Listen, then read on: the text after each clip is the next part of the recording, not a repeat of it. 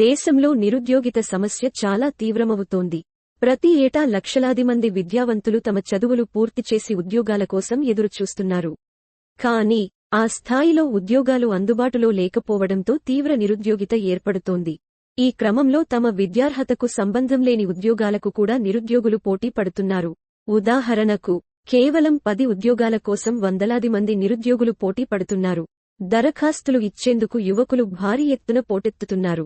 నిరుద్యోగిత భారతదేశంలో యువతపై తీవ్ర ప్రభావం చూపుతోంది. ఇది ఆర్థిక ఇబ్బందులు, మానసిక ఒత్తిడి, నిరాశా భావాలను కలిగిస్తుంది.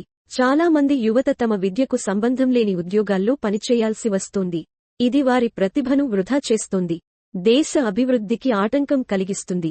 నిరుద్యోగిత తగ్గించడానికి 1. నైపుణ్యాభివృద్ధి పారిశ్రామిక అవసరాలకు అనుగుణంగా శిక్షణ మరియు నైపుణ్యాభివృద్ధి ప్రోగ్రాంలు ఇవ్వాలి. 2.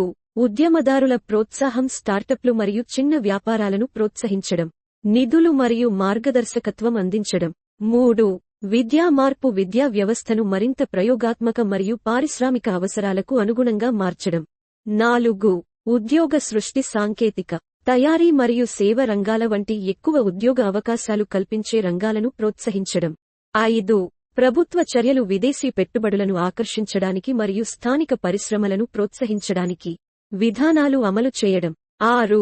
ఇంటర్న్షిప్ మరియు అప్రెంటిస్షిప్ ప్రోగ్రాంలు విద్యార్థులకు చదువు పూర్తయ్యే ముందు అనుభవం పొందేందుకు అవకాశాలు కల్పించడం.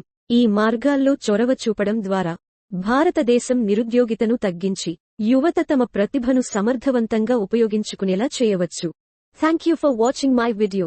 For more videos please like, share and subscribe.